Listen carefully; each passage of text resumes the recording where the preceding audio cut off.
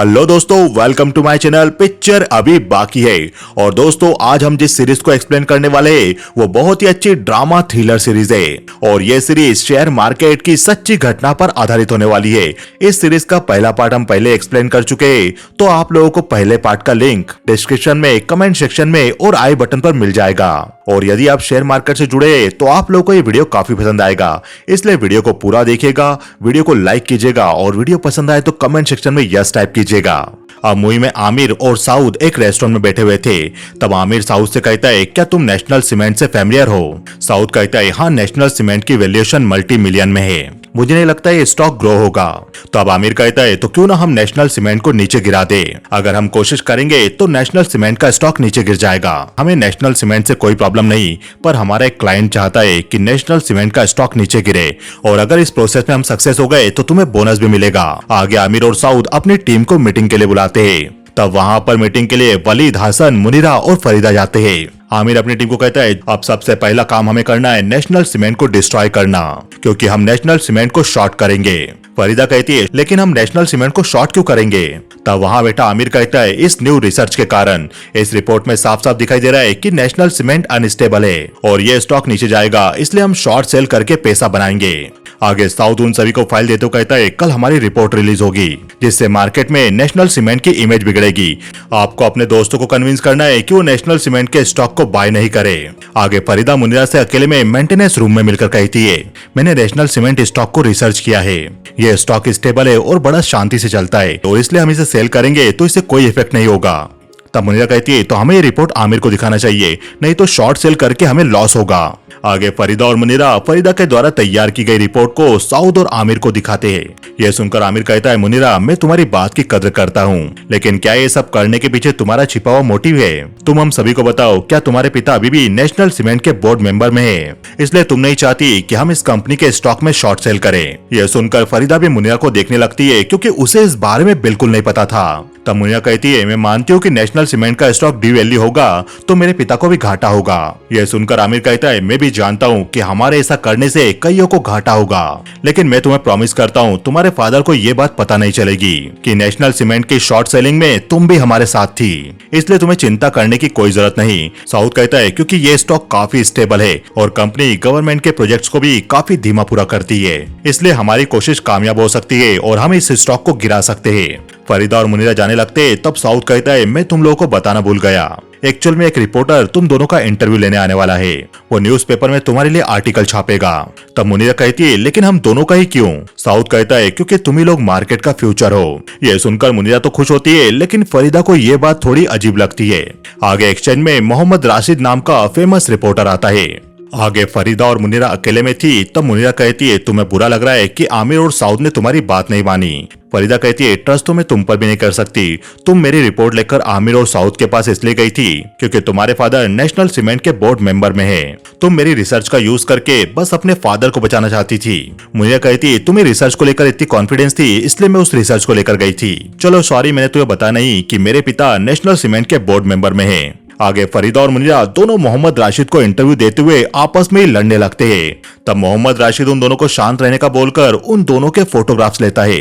आगे मुनीरा भी अपने घर पर जाती है तो वो देखती है उसके पिता परेशान थे और वो किसी से फोन पर बात कर रहे थे। तब मुनीरा बाहर खड़े अपने भाई से पूछती है, अंदर क्या चल रहा है? मुनीरा का भाई कहता है, अभी पिता का मूड खराब है, वो काफी परेशान है, उन्होंने अभी तक खाना भी नहीं खाया। नेशनल सीमेंट के प्रेसिडेंट ने कुछ गड़बड़ कर दी है और फादर को यह बात पता है कि इससे कंपनी बर्बाद भी हो सकती है। कल नेशनल सीमेंट के बोर्ड मेंबर के बीच इलेक्शन होने वाला है और कल शायद फादर कंपनी के प्रेसिडेंट भी बन सकते हैं। मुनीरा भी अपने पिता को देखती है कि वो गुस्से से किसी से फोन पर बात कर रहे थे और वो टेबल भी पीट रहे थे। आगे मुनीरा के पिता बैठे हुए थे। तभी मुनीरा अपने पिता के पास जाती है और मुनीरा के पिता कहते, आज का दिन तो काफी खराब था, तुम बताओ तुम्हारा क्या चल रहा है? मुनीरा कहती है, मेरे पास गुड न्यूज है, कल न्यूज़पेपर में मेरे लिए आर्टिकल छपेगा और इस समय आपके बिजनेस में काफी प्रॉब्लम चल रही है। तब मुनीरा के पिता कहते, देखो बेटा, तुम्हारा काम है, उससे मुझे कोई लेना देना नहीं। मैं तुम्हें अब नहीं बताना चाहता कि तुम्हें क्या करना चाहिए और क्या नहीं। तब मुनीरा कहती है, मेरे पास बहुत ही सेंसिटिव इन्फॉर्मेशन है। तब मुनीरा के पिता कहते, सच कहूँ तो मुझे वो नहीं जानना और मुझे उससे कोई मतलब नहीं। मुनीरा वहाँ से जाने लगती है। तब मुनीरा के पिता पूछते, किस न्यूज़पेपर में आर्टिकल छपेगा? तब मुनीरा कहती है, द मिरर में। यह सुनकर मुनिया के पिता कहते रिपोर्टर मोहम्मद राशिद होगा। यह सुनकर मुनिया समझ जाती कि उसके पिता इस काम में इंटरेस्ट नहीं ले रहे थे, लेकिन उन्हें मुनिया के बारे में सब कुछ पता था। अब मुनिया भी सुबह उठकर काफी खुश थी और वो न्यूज़पेपर देखती है।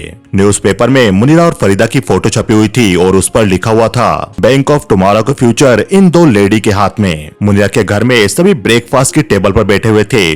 तब मुनिया का भाई जैसिम अपने पिता को कहता है, क्या आपने नेशनल सीमेंट के छपे हुए आर्टिकल को पढ़ा? इस आर्टिकल में लिखा है कि नेशनल सीमेंट का फ्यूचर खतरे में है। तब मुनिया के भाई इस न्यूज़पेपर में फरीदा और मुनिया का आर्टिकल भी देखते और वो शॉक रह जाते, क्योंकि मुनिया ने इसके बारे में अपने पिता को छोड़कर किसी को नहीं बताया था। दूसरी तरफ मुनिया की बेटी जूड भी अपनी मम्मी के ऊपर छपे हुए आर्टिकल को पढ़ रही थी, जिसमें मुनिया और फरीदा की काफी तारीफें लिखी थी। फरीदा के ऊपर छपे हुए आर्टिकल को सुनकर उसकी फैमिली वाले भी काफी खुश होते हैं। तब फरीदा की माँ कहती, ये आर्टिकल ले जाकर तुम अपने स्कूल की स्टूडेंट को दिखाना।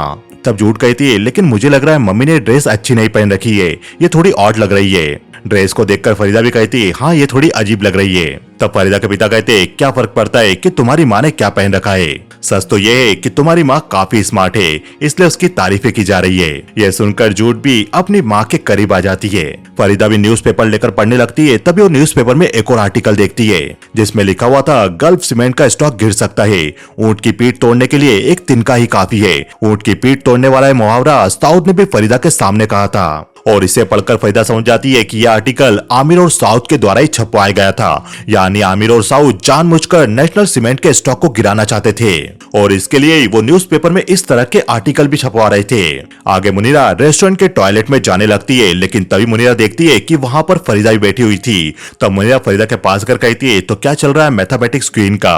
तब फरीदा कहती है, मैं उस न्यूज के बारे में सोच रही हूँ जो नेशनल सीमेंट के बारे में न्यूज़पेपर में छपी है। फरीदा, ये आर्टिकल देखो, इसमें ऊंट की पीठ तोड़ने वाली वही बात लिखी है जो साउद ने हमारे सामने कही थी, और हम इस आर्टिकल पर ध्यान न दे, इसलिए साउद ने हमारे ऊपर भी आर्टिकल छपवाया ताकि हम लोग खुश होकर जैसा साउद और आमिर बोल रहे वैसा करते जाए। मुनीरा कहती है, तो क्या तुम्हें लगता है मोहम्मद राशिद नाम का फेमस रिपोर्टर भी साउद के कहने पर हमारी तारीफें छाप रहा है? फरीदा कहती है, हाँ बिल्कुल, उसने साउद के कहने पर ही हमारा आर्टिकल छापा। आगे फरीदा और मुनीरा ऑफिस में जाते तो वो लोग देखते सभी लोग उनके डेस्क की तरफ देखकर हंस रहे थे, क्योंकि न्यूज़पेपर में उनका जो फोटो छपा था किसी ने उनके डेस्क पर कलाकारी करके लगा दिया था।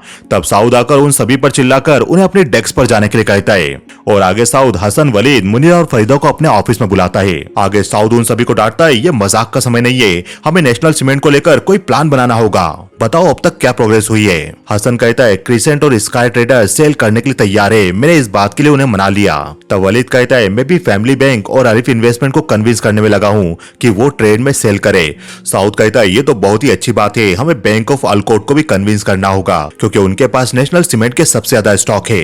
हम चाहते हैं कि वो भी अपने शेयर बेच दे ताकि स्टॉक जल्दी नीचे गिरे। क्या किसी ने बैंक ऑफ अल्कोट वालों से बात करने की कोशिश की? यह सुनकर वलीद कहता है, इसके लिए हमें हेल्प चाहिए होगी और फरीदा को खलीफा सबर से बात करनी होगी। खलीफा सबर के पास ही बैंक ऑफ अल्कोट के सारे शेयर्स का चार्ज है। फरीदा कहती है, वो मेरा फ्रेंड नहीं है, बल्कि मैं उससे एक दो बार ऐसी बातें कर लेती हूँ। अब साउद कहता है, मैं नहीं जानता तुम लोग को ये सब कैसा लग रहा है, पर हमें अपने प्लान पे कायम रहना है, हमारे पास और कोई चॉइस नहीं। अब आगे फरीदा नीचे जाती है तो वो देखती है खलीफा सबर चाय बना रहा था, तो वो भी उससे बात करने लगती है। तब खलीफा सबर कहता है, क्या तुमने नेशनल सीमेंट का आर्टिकल पढ़ा? कुछ फर्म नेशनल सीमेंट के स्टॉक को बहुत बड़ी मात्रा में सेल करने वाली है, क्या तुम्हारी फर्म भी यही काम करने वाली है? फरीदा कहती है, मुझे नहीं पता, क्योंकि मैं तो एक बहुत छोटी क्लर्क हूँ। तब खलीफा सबर कहता है, हम भी जो नेशनल सीमेंट के स्टॉक हमारे पास है उन सभी को बेच देंगे, क्योंकि हम ज्यादा देर तक उन स्टॉक को होल्ड नहीं कर पाएंगे।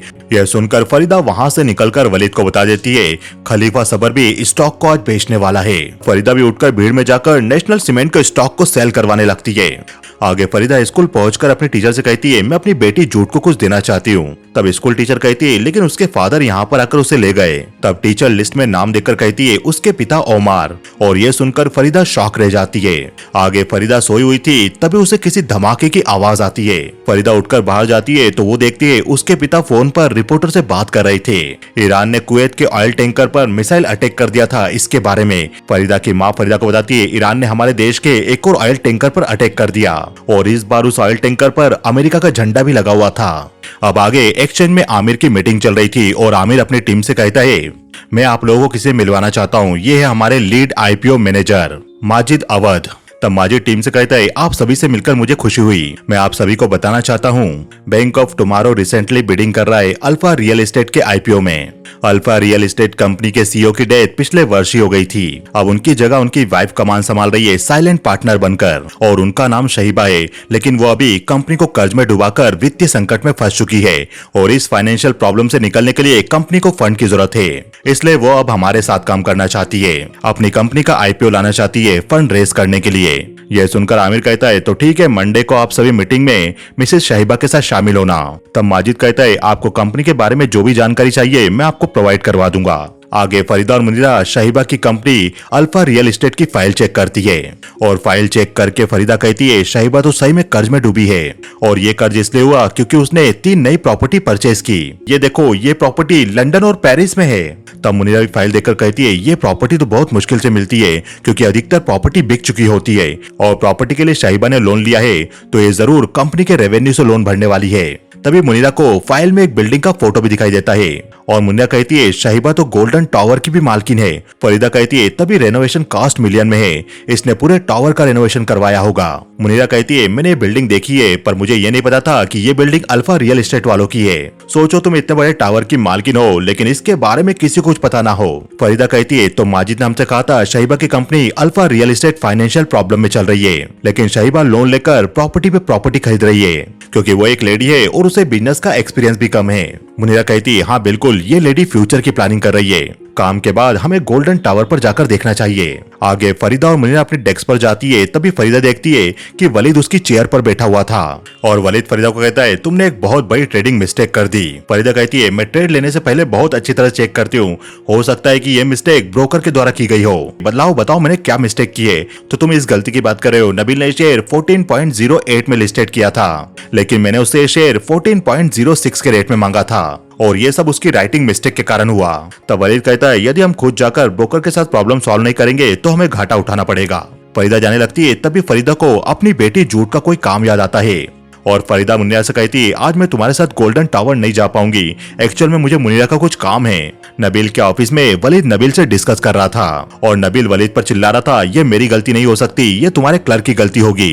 तब बाहर फरीदा भी आ जाती है और नबील का बेटा फरीदा को चाय का पॉट देते हुए कहता है जाओ इसे चाय से भर कर लेकर आओ। फरीदा किचन में जाती है। तब वहाँ पर खलीफा सबर भी बैठा हुआ था और फरीदा उसे कहती है मैंने ट्रेड में एक मिस्टेक कर दी, कल मैंने नबील से कुछ शेयर खरीदे थे लेकिन ये उसने मुझे डिफरेंट प्राइस में इशू कर दिए और अब नबील अपनी बात न मान के मुझे परेशान कर रहा है। खलीफा सवर कहता है तुमने उससे कितने शेयर लिए थे। फरीदा कहती है 16,000 दिनार के और उसमें 3,200 दिनार का डिफरेंस आ रहा है, उसमें कौन सी बड़ी बात हो गई। नबील आसानी से 3,000 दिनार के डिफरेंस को कवर कर सकता है। यह सुनकर खलीफा सवर कहता है ठीक है, मैं तुम्हें वार्न कर रहा हूँ, मैंने ऐसा पहले भी होते हुए देखा है। तुम जो भी करो लेकिन नबील के साथ कोई भी प्रॉब्लम क्रिएट मत करना क्योंकि क्लियरिंग हाउस के लोग भी उसकी ही पॉकेट में है। फरीदा नबील के ऑफिस में चाय लेकर जाती है। तब फरीदा कहती है एक्चुअली सर कल के ट्रेड में कुछ मिस्टेक हुई है, हमें इसे मिलकर सॉल्व करना होगा।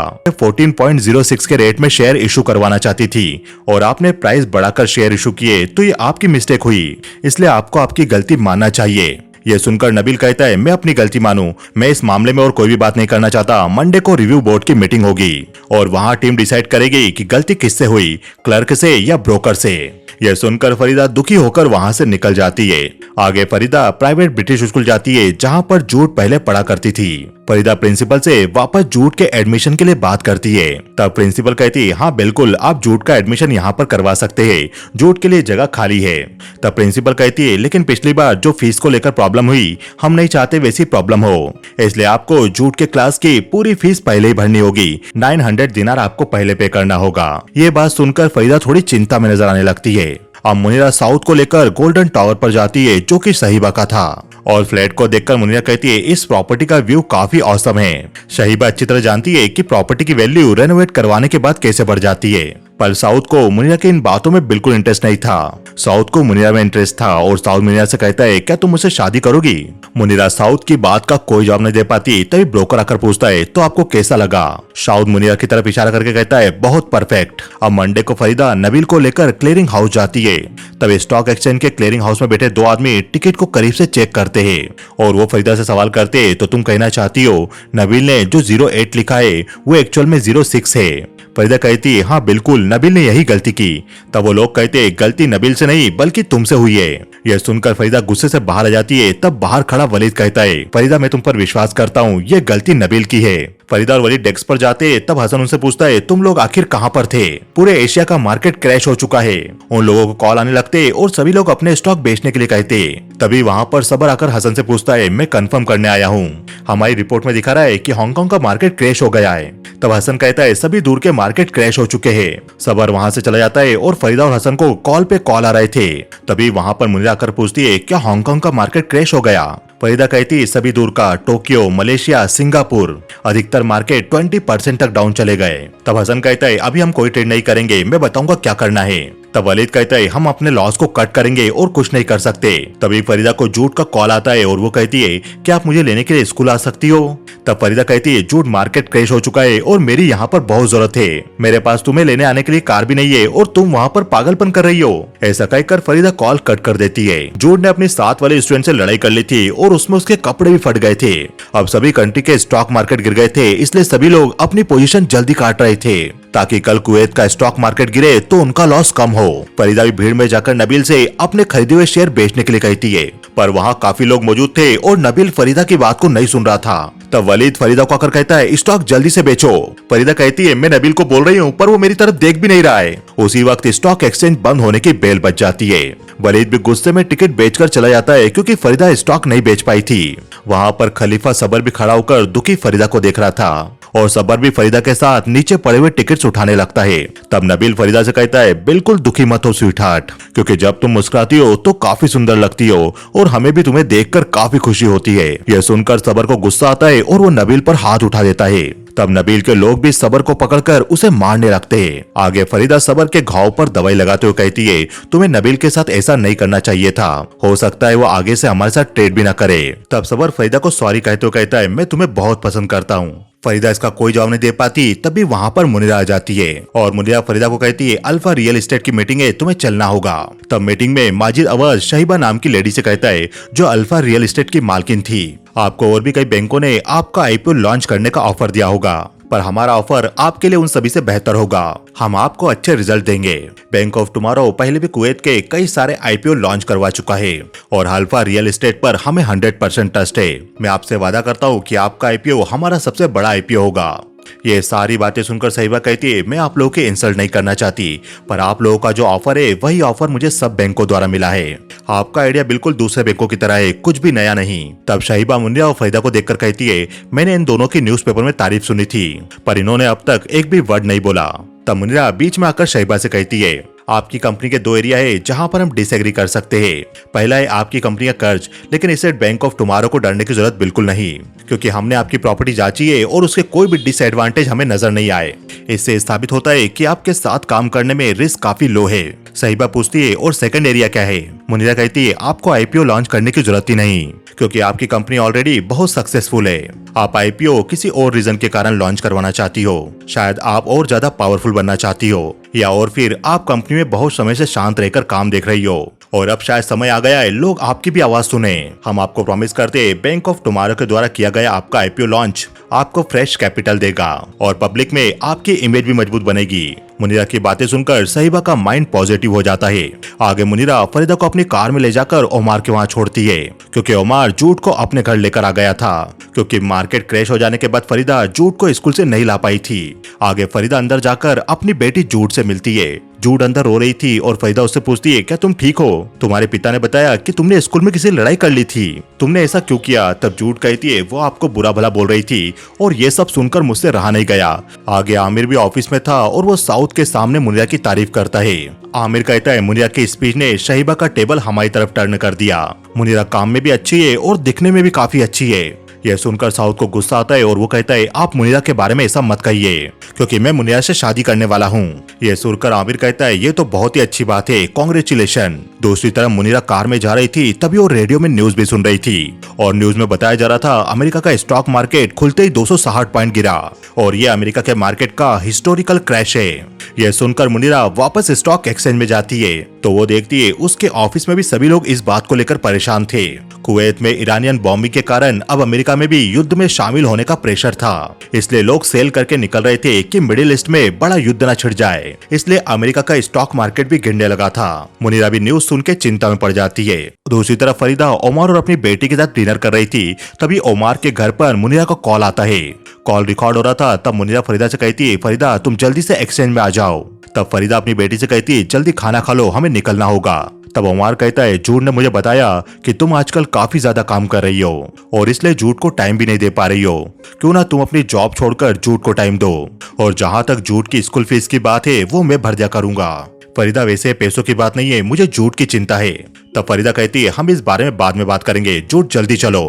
तब ओमार कहता है, तुम इसे खाने से उठा रही हो क्योंकि तुम्हें स्टॉक एक्सचेंज जाना है। तुम काफी लालची महिला बन चुकी हो, लेकिन मेरे लिए पैसों की कोई वैल्यू नहीं। ऐसा कहकर ओमार अपनी जेब से पैसा निकालकर उसे जलाने लगता है।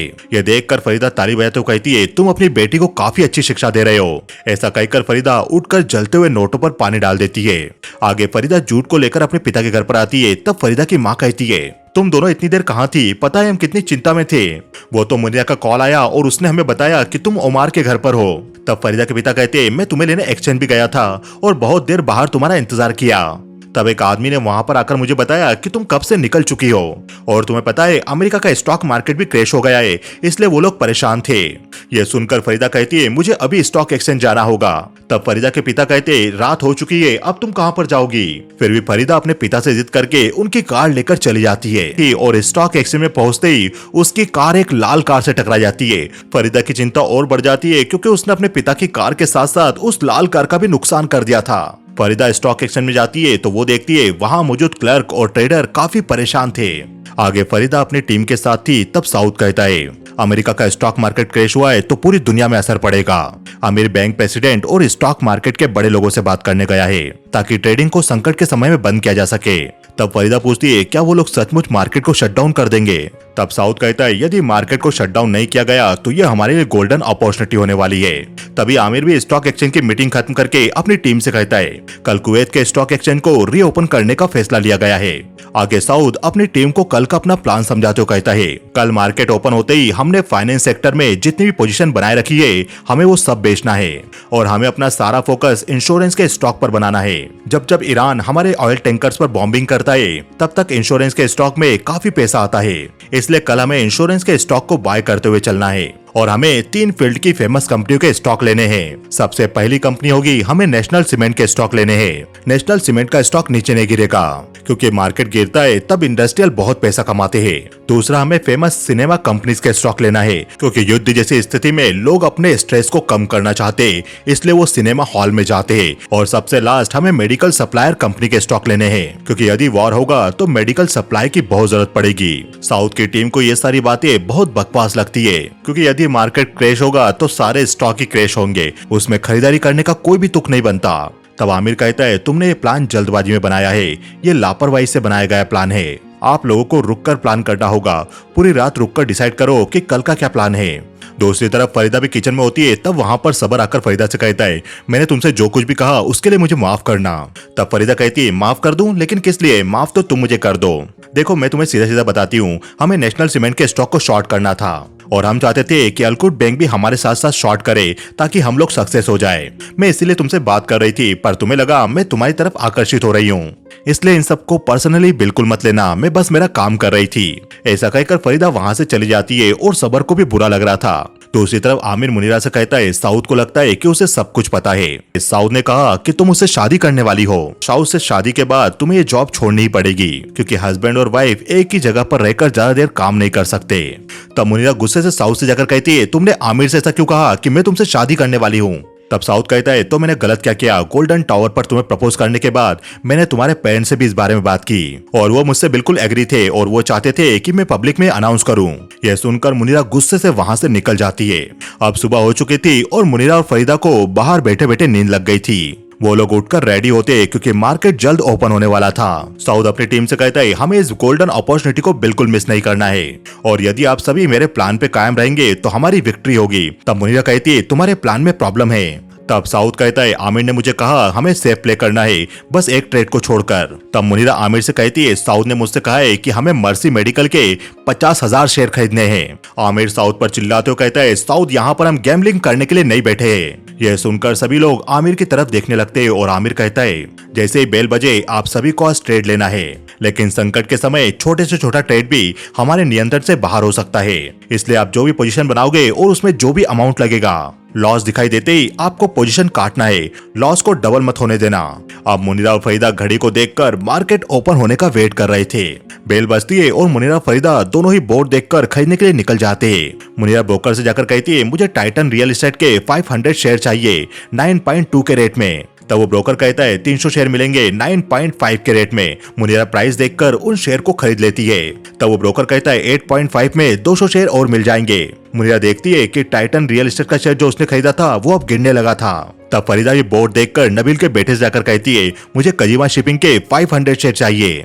नबील का बेटा कहता है वो खत्म हो चुके हैं। मुनीरा देखती है कि टाइटन रियल एस्टेट का शेयर लगातार गिर रहा था। तब मुनीरा नबील से जाकर कहती है, मुझे टाइटन रियल एस्टेट के शेयर को सेल करना है। नबील कहता है सेलिंग प्राइस 4 दिनार मिलेगा। मुनीरा कहती है, लेकिन जस्ट अभी मैंने 9.5 में बाय किया है। नबील कहता है वो तुम्हारी प्रॉब्लम है, जल्दी सामने से हटो, और भी लोग वेट कर रहे हैं। फरीदा भी नबील के बेटे से यूएनबी के 300 शेयर मांगती है 6 के प्राइस में। तब नबील का बेटा कहता है 6.6 के प्राइस में मिलेगा। तभी सबर आकर यूएनबी के 350 शेयर 6.6 के रेट में खरीद लेता है। फरीदा सबर से टिकट लेने लगती है। तब सबर कहता है ये मेरी जॉब है, इसलिए पर्सनल मत लेना। मुनीरा और फरीदा को कुछ समझ नहीं आ रहा था कि वो क्या करे। तभी मुनीरा की नजर ऊपर साउथ पर पड़ती है और मुनीरा नबील से कहती है, मुझे मर्सी मेडिकल के 5000 शेयर चाहिए 36 के रेट में। नबील मुनीरा को वो शेयर इशू कर देता है और मर्सी मेडिकल के वही शेयर थे जो साउथ ने उनसे खरीदने के लिए कहा था। और साउथ बीच में जाकर नबील से मर्सी मेडिकल के 20,000 शेयर और बाय करने के लिए कहता है। हसन और वलीद भी परेशान हो गए थे क्योंकि वो फोन पर अपनी पोजीशन काटने के लिए बोल रहे थे, लेकिन उन्होंने जो स्टॉक ले रखे थे वो लगातार गिर रहे थे। साउथ नबील को खरीदने के लिए बोल रहा था और मुनीरा नबील को सारे स्टॉक बेचने के लिए बोल रही थी। चिल्लाते चिल्लाते साउथ की सांस फूल जाती है और वो वहीं पर गिर जाता है। यह देखकर मुनीरा नबील से कहती है, मर्सी मेडिकल के बैंक ऑफ टुमारो के सारे स्टॉक 20 के प्राइस में बेच दो। नबील भी सारे स्टॉक 20 के रेट में सेल कर देता है। साउथ के कहने पर मुनीरा ने मर्सी मेडिकल के जो 5000 शेयर 36 के प्राइस में लिए थे वो उसे 20 के प्राइस में वापस सेल कर देती है ताकि उन्हें ज्यादा लॉस ना हो। दूसरी तरफ फरीदा को कुछ समझ नहीं आ रहा था क्योंकि बैंक ऑफ टुमारो का लॉस लगातार बढ़ रहा था। तभी फरीदा को वो घटना याद आती है जब उसका हस्बैंड नोट जला रहा था और उसने जलते हुए नोटों पर पानी डालकर आग बुझाई थी। ये याद करके फरीदा जल्दी से स्टॉक एक्सचेंज के फायर अलार्म के पास जाती है और फरीदा फायर अलार्म को ऑन कर देती है और फायर अलार्म को ऑन करते ही पूरे स्टॉक एक्सचेंज में पानी गिरने लगता है। आग लगने के डर से सभी लोग अपना काम बंद करके वहां से भागने लगते हैं। पूरे स्टॉक एक्सचेंज का काम वहीं पर बंद कर दिया जाता है। मुनीरा भी साउथ के पास थी और वो फरीदा को देखकर कहती है, आग कहाँ पर लगी है। फरीदा भी कुछ नहीं बोलती। तभी मुनीरा फरीदा के पास आकर पूछती है, क्या ये सब तुमने किया? फरीदा भी हाँ कहती है और मुनीरा उससे कहती है, आज तुमने हम सभी को बचा लिया, क्योंकि स्टॉक एक्सचेंज बंद होने के बाद सारे स्टॉक वहीं पर रुक गए थे और जो क्रैश होने के कारण ट्रेडर को बड़ा लॉस होने वाला था वो भी रुक गया था। आगे सब कुछ शांत होता है और साउथ को हॉस्पिटल ले जाया जाता है और फरीदा भी मुनीरा के साथ जाने लगती है। बाहर जाकर मुनीरा देखती है कि उसकी लाल गाड़ी पर किसी ने गाड़ी ठोक दी थी। मुनीरा को काफी दुख होता है और मुनीरा समझ जाती है कि यह फरीदा का ही किया हुआ है। आगे फरीदा ने अपने पिता की गाड़ी का जो एक्सीडेंट किया था इसलिए वो अपने पिता को भी रिपेयरिंग के पैसे दे देती है। आगे फरीदा को ओमार का कॉल आता है और ओमार फरीदा से पूछता है, क्या तुमने मेरे ऑफर के बारे में सोचा? तब फरीदा कहती है, हाँ मैंने सोच लिया। और अगले दिन फरीदा वापस अपने ऑफिस चली जाती है। फरीदा ने तय कर लिया था कि वो जॉब नहीं छोड़ने वाली। आगे आमिर अपनी टीम से कहता है, अब दुनिया के सभी इंडेक्स थोड़े रिकवर हो चुके हैं और यूएस और ईरान के बीच में टेंशन भी थोड़ी शांत हो चुकी है। साउथ भी ठीक है, वो हॉस्पिटल में है और वो रिकवर हो रहा है, लेकिन साउथ अब हमारे साथ वापस जॉब करने नहीं आएगा, उसे जॉब से निकाल दिया गया है। हमें मैनेजर के पोस्ट के लिए स्टेबल लोग की जरूरत है। वैसे आप सभी के लिए गुड न्यूज भी है, अल्फा रियल एस्टेट वाले बैंक ऑफ टुमारो के साथ आईपीओ लॉन्च करने के लिए तैयार हो चुके हैं। साउथ हमारे साथ नहीं है तो साउथ का काम अभी के लिए मैं मुनीरा को सौंपता हूँ। सभी लोग वहाँ से चले जाते। तब फरीदा अकेले में आमिर से कहती है, जो ट्रेड में मेरी मिस्टेक बताई गई है मैं उसे सेटल करना चाहती हूँ। फरीदा अपने पास से पैसा निकाल के आमिर को देती है जो भी उस ट्रेड में लॉस हुआ था। तब आमिर वो पैसा फरीदा को वापस लौटा कर कहता है, ये पैसा तुम ही रख लो। कल जब सभी लोगों की नजरें स्टॉक बोर्ड की तरफ टिकी हुई थी तब मेरी नजर तुम्हारी तरफ थी और मैंने देखा कि तुम भागकर कहीं जा रही हो। और जब सिविल डिफेंस वाले आए तो हमें पता चला कि किसी ने वो अलार्म जानबूझ के बजाया था। मुझे पता है वो अलार्म तुमने बजाया था, लेकिन मैं इसके बारे में किसी को नहीं बताऊंगा। कल अलार्म बजा के तुमने बैंक के करोड़ों रुपए डूबने से बचा दिए और हमारे क्या बाकी सभी का पैसा डूबने से बचा दिया। ये सुनकर फरीदा खुश होती है। आगे फरीदा मुन्ना को बाहर जाकर बताती है, हम लोग आईपीओ मीटिंग में साथ होंगे। मुनीरा कहती है तुम्हें अभी भी हसन और वलीद के साथ काम करना पड़ेगा। तुम्हें बुरा लग रहा होगा जैसे मुझे मेरी कार को देखकर लगा। तब फरीदा मुनीरा की कार को देखकर पूछती है इस कार की कीमत क्या है, बताओ शायद मैं इस कार को खरीद लूं। आगे फरीदा मुनीरा की कार में अपनी बेटी को लेकर ड्राइव पर जाती है क्योंकि फरीदा ने मुनीरा की कार खरीद ली थी। आगे आईपीओ मीटिंग में मुनीरा शहीबा के पास जाकर बैठने लगती है, पर मुनीरा देखती है कि शहीबा के पास वाली चेयर पर फरीदा का पर्स पहले से पड़ा हुआ था और तभी वहाँ फरीदा आकर उस चेयर से पर्स उठाकर बैठ जाती है। मुनीरा को बहुत गुस्सा आता है क्योंकि उसके बैठने के लिए चेयर खाली नहीं थी। ये देखकर आमिर वहाँ बैठे माजिद को इशारा करता है और माजिद मुनीरा के लिए चेयर खाली कर देता है। चेयर पर बैठकर मुनीरा पेन हिलाने लगती है क्योंकि उसे गुस्सा आ रहा था। तब फरीदा मुनीरा का हाथ पकड़ के कहती है मैं तुम्हें और आमिर को थैंक्स कहना चाहती हूँ क्योंकि मैंने तुम लोगों से सीखा कि कम कीमत में किसी के साथ समझौता मत करना। यह सुनकर मुनीरा के चेहरे पर भी मुस्कान आ जाती है और वो फरीदा का हाथ पकड़ लेती है। पास बेटी सहीबा भी ये सब देखकर खुश होती है। फरीदा आमिर से कहती है मुझे खुशी है कि मैं आप लोगों के साथ आईपीओ लॉन्च कर रही हूँ, चलिए शुरू करते हैं। और वो सभी लोग कॉन्ट्रैक्ट ओपन करके साइन करने लगते हैं और ये मूवी यही खत्म हो जाती है। तो दोस्तों आपको ये वीडियो कैसा लगा हमें बताइए कमेंट सेक्शन में। हमारे इस वीडियो को ज्यादा से ज्यादा लाइक कीजिए। वीडियो पसंद आए तो कमेंट सेक्शन में यस टाइप कीजिए, चैनल को सब्सक्राइब कीजिए क्योंकि पिक्चर अभी बाकी है मेरे दोस्त।